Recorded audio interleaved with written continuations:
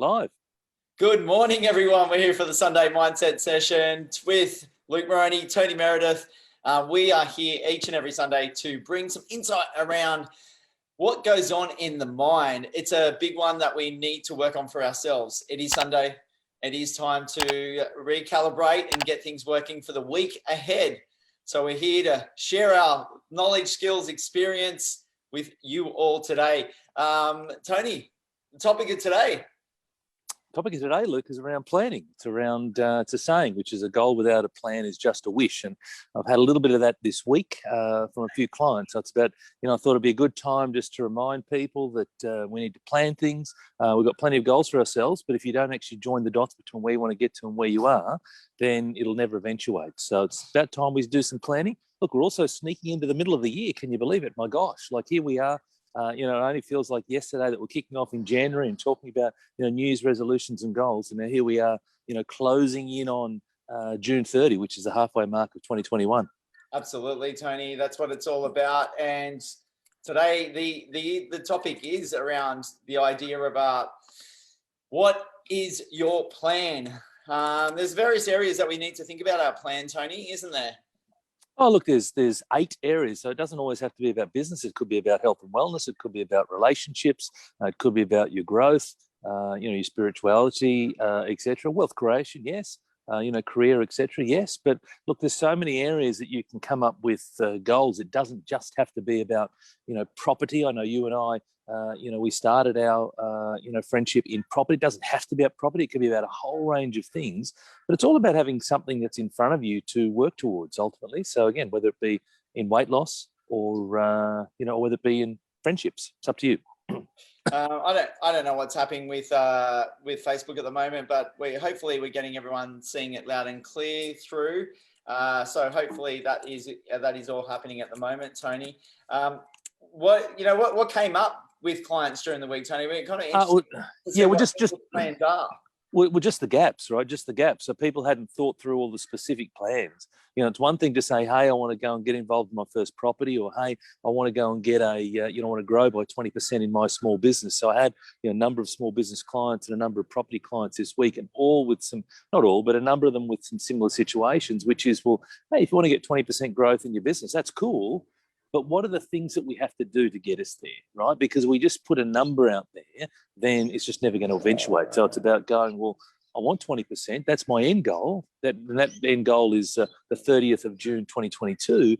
Now, what are the things that I need to do in between now and then? And in a small business sense, I did a presentation earlier this week on there's only 4 ways you can grow sales in your small business. So, we work through those 4 ways. We come up with, other drivers that sit beneath that.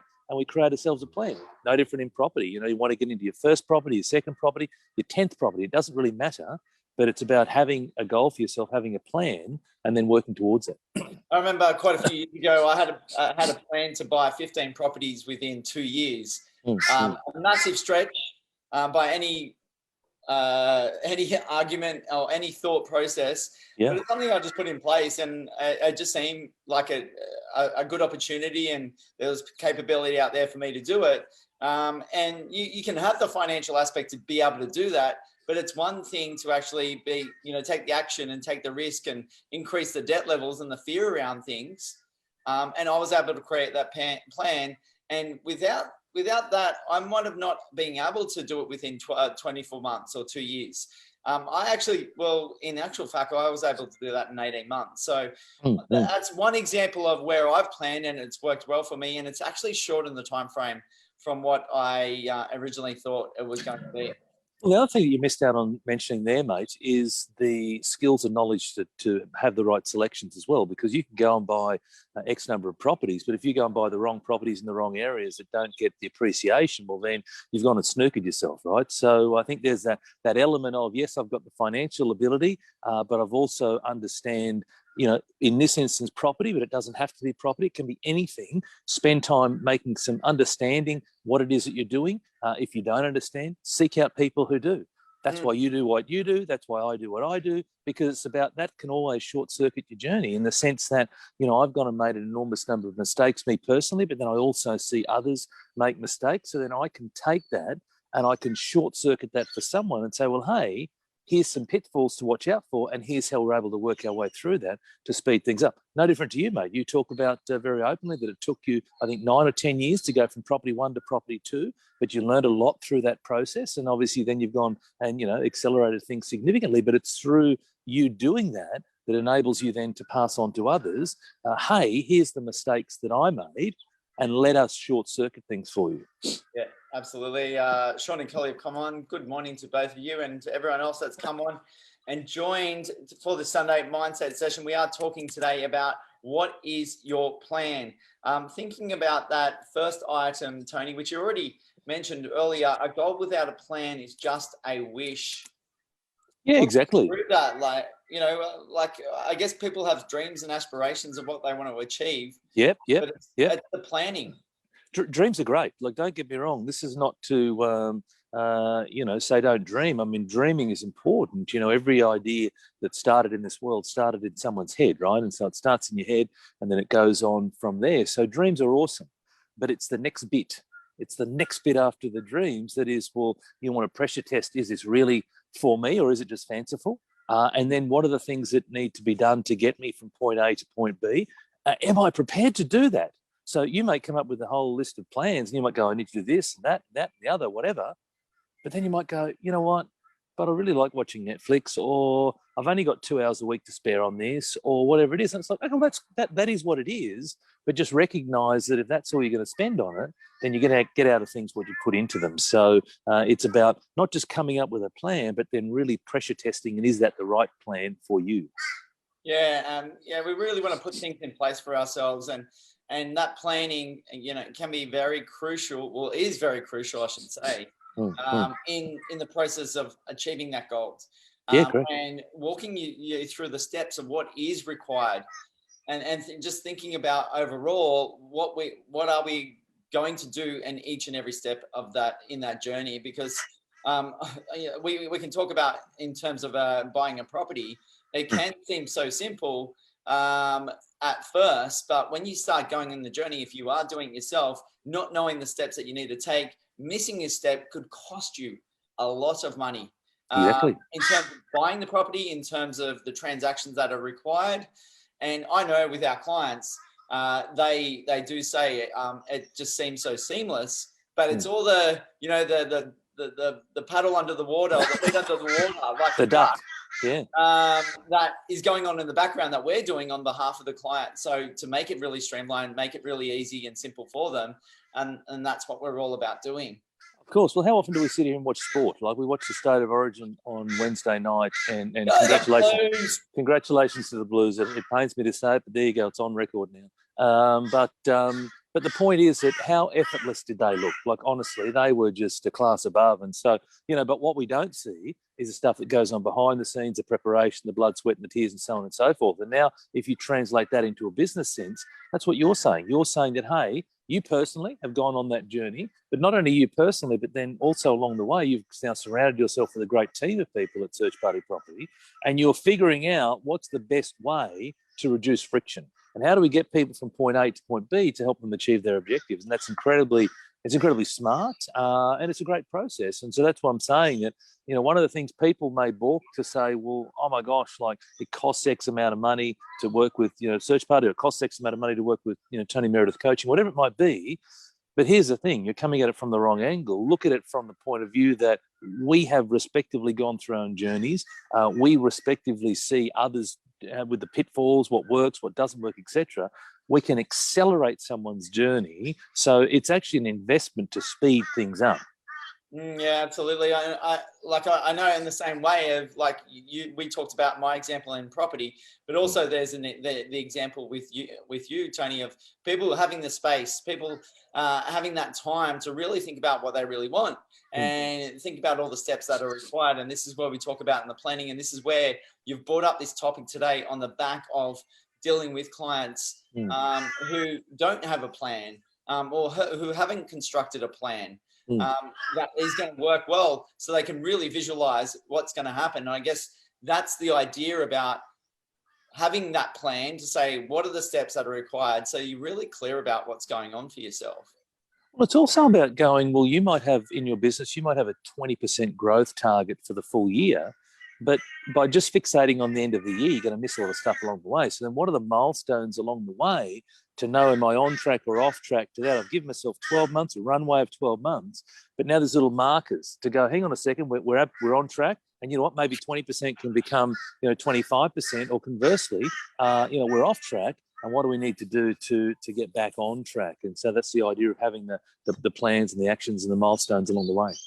Yeah, absolutely.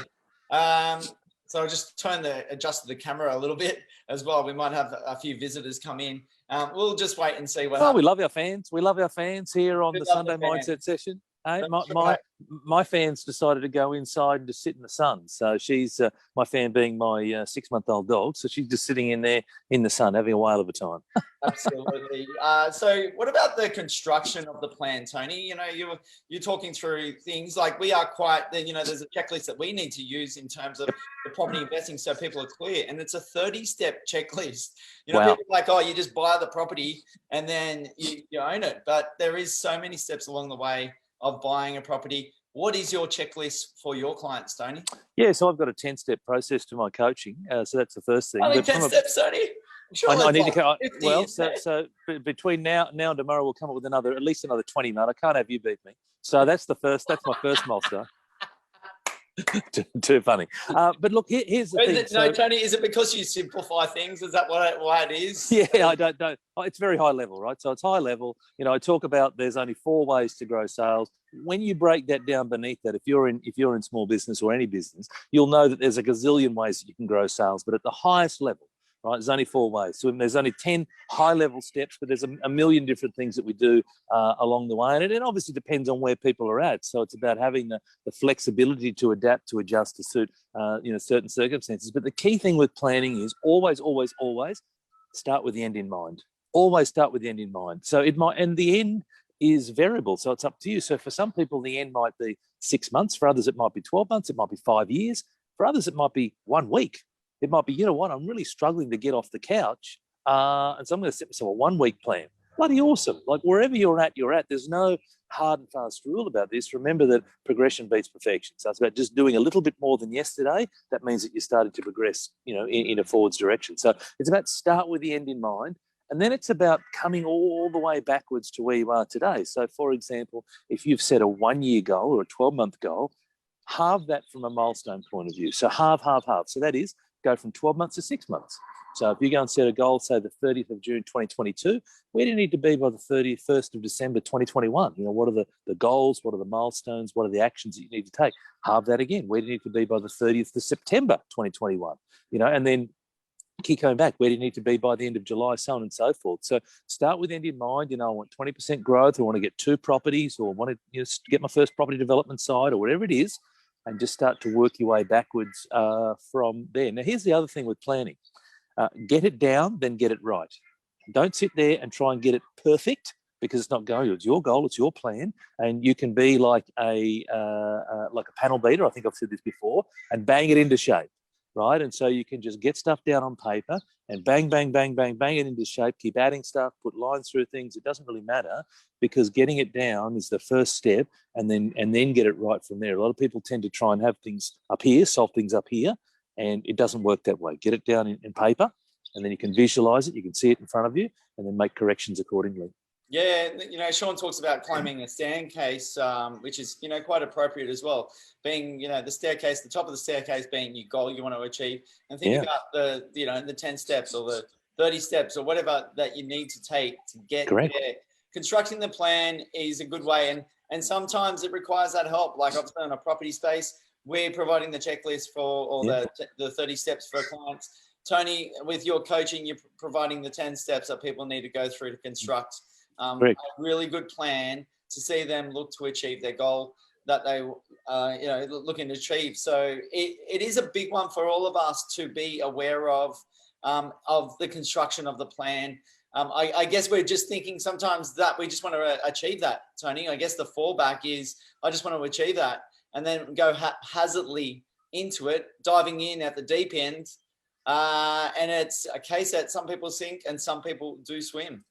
Yeah, and another saying is that if you fail to plan, you plan to fail, right? So, and we've talked here before about People who, axemen and women who are chopping down trees, they spend the majority of their time sharpening their saw. They spend the time planning, getting the saw or the axe absolutely in a pristine condition, plan preparation, so that actually when they go and chop down that tree, it doesn't take as many strokes. Conversely, others will rip in with a blunt axe or a blunt saw, and they'll be at it and they'll be going all day, and they'll end up buggered. They'll end up giving up. So if you use that as your analogy, spend a lot more time on sharpening your saw and making sure that it's absolutely ready to go, and that we'll have fewer strokes to achieve your goal. Another good analogy around this is like rushing around all the time. Like I'm probably a little bit guilty of that myself at various times, but when you're going in the car and you need to go to a certain destination, if you don't